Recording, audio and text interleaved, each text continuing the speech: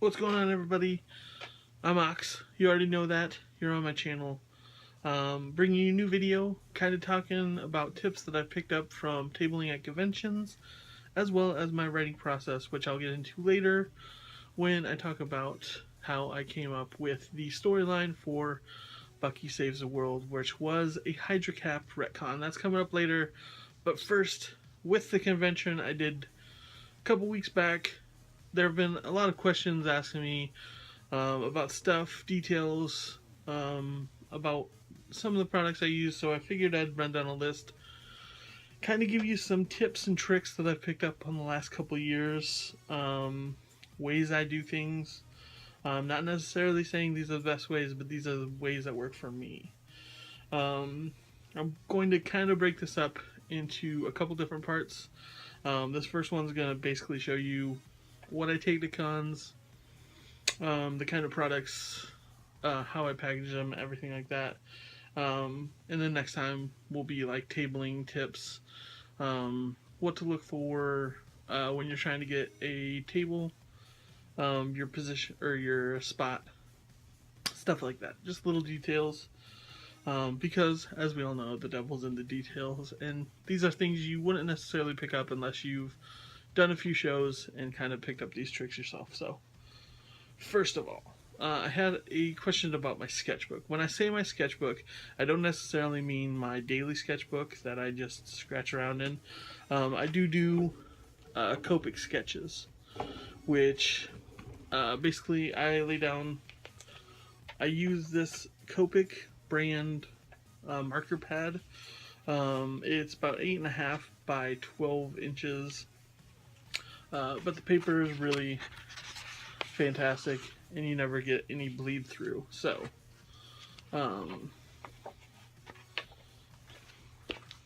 like Wonder Woman here. These are what I mean when I sell my sketches. Like, these are the original sketches. When I do Copic sketches, I'm kind of working on line work, coloring, getting light values correct. So, I was asked how I packaged them, because if you notice, with this Wonder Woman sketch, it's very, like, it's dense, so it won't bleed through, but it's also very flimsy, and you could possibly roll that up, have little tubes, but what I've found works best for me is actually having clear bags and chipboards for them. So, this is a previous sketch that I've used. I also like to use post-it notes for price tags, making them big. Picking up pads of those are relatively easy. You can find clear bags on Amazon, typically where I use, just because I don't like having a closet full of supplies for things that I'll eventually use. So I usually get about 100-200 bags. Clear bags, I believe these are 12 by 10. So the bag itself is 12 by 10. You see this little cardboard behind is a little chipboard.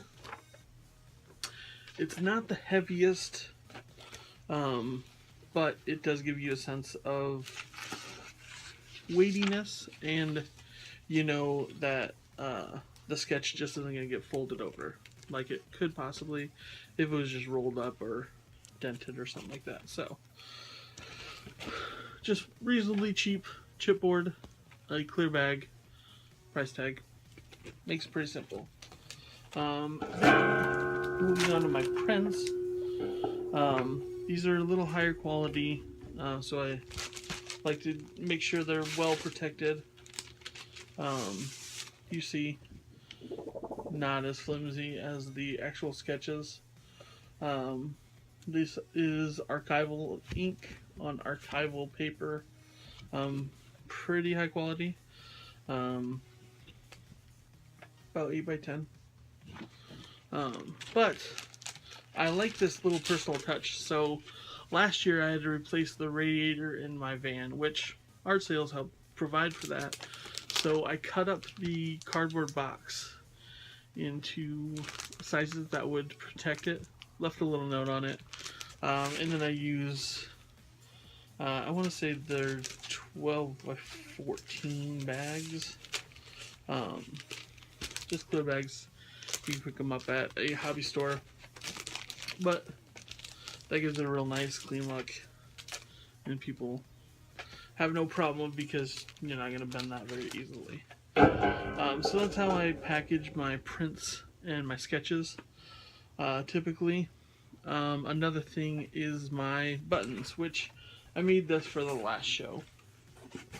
And all it is a piece of cardboard, painted, and then it's got all these little command hooks, which you can just rearrange all these different pins that I have. So you can have about 20 pins on this whole thing.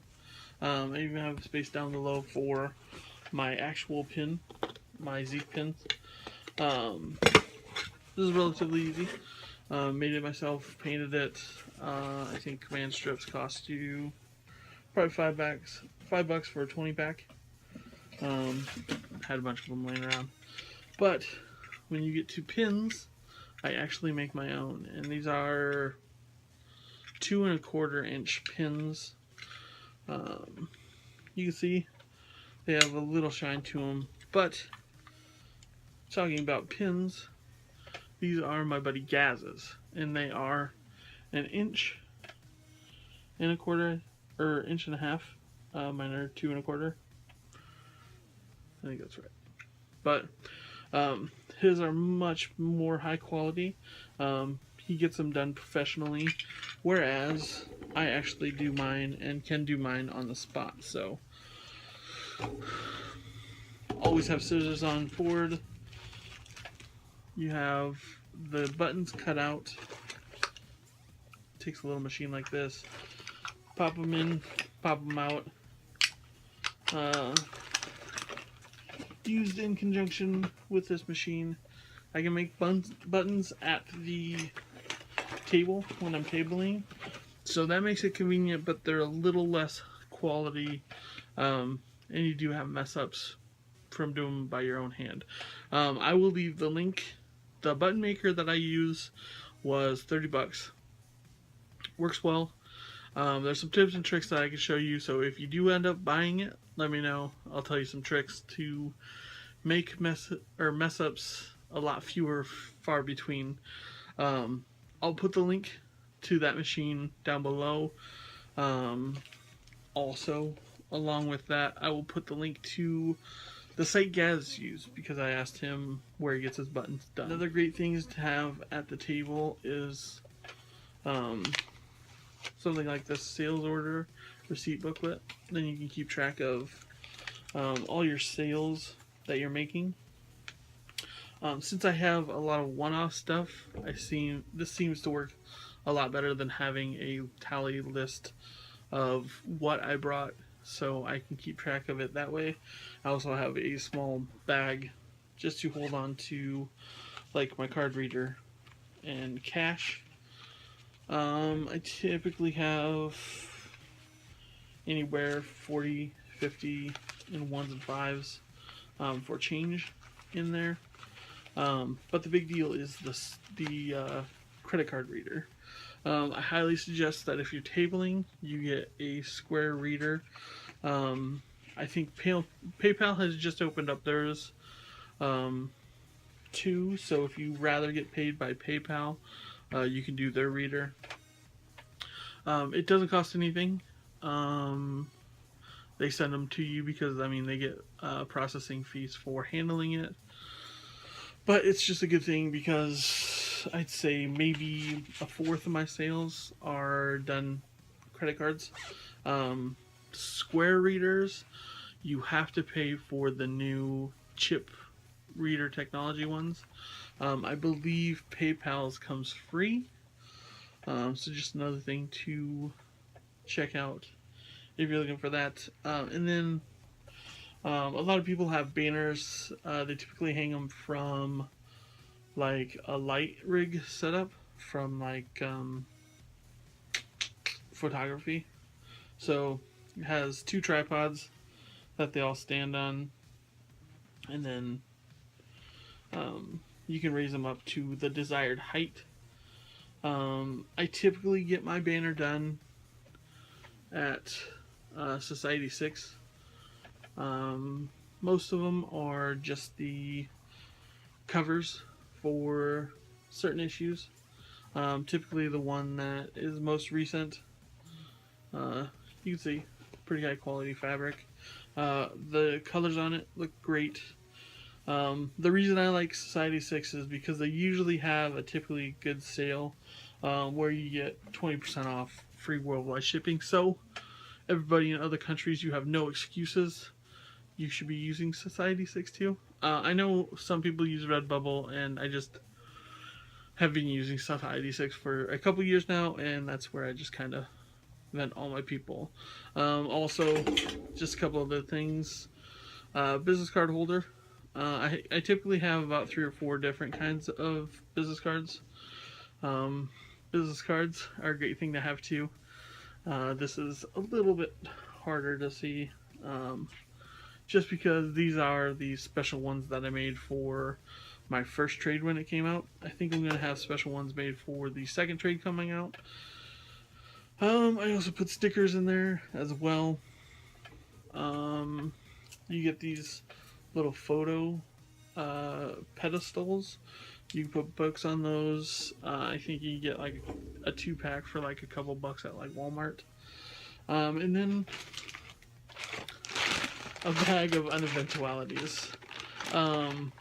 Binder clips are great to have.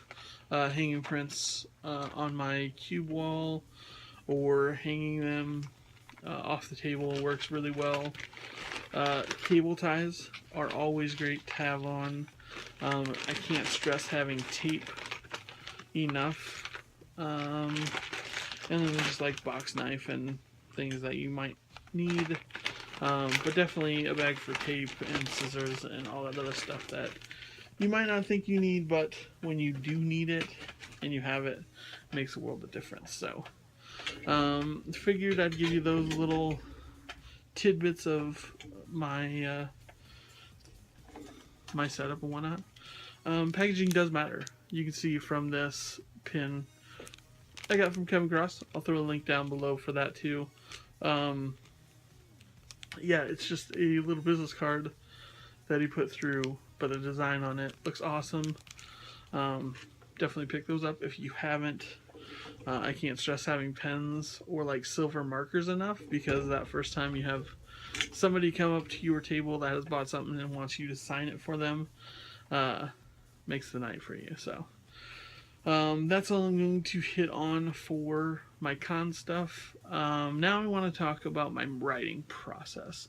For the last couple months, I've been doing this little short story.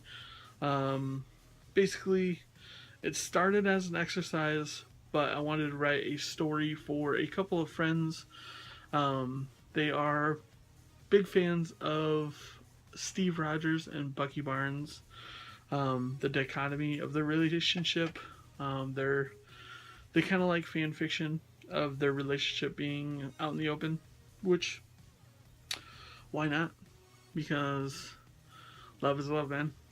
I wanted to, or they started talking about it a little bit when the whole Hydracap thing was at the height of roar around.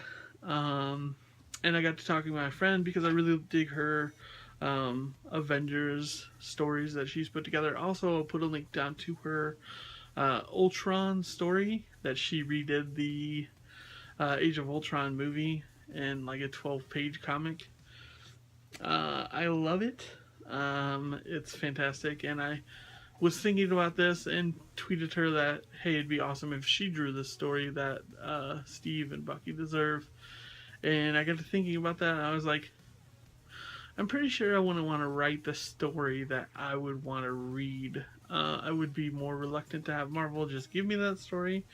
But since I doubt they'll ever make a Steve and Bucky story, I took that mantle on and decided to write it for them.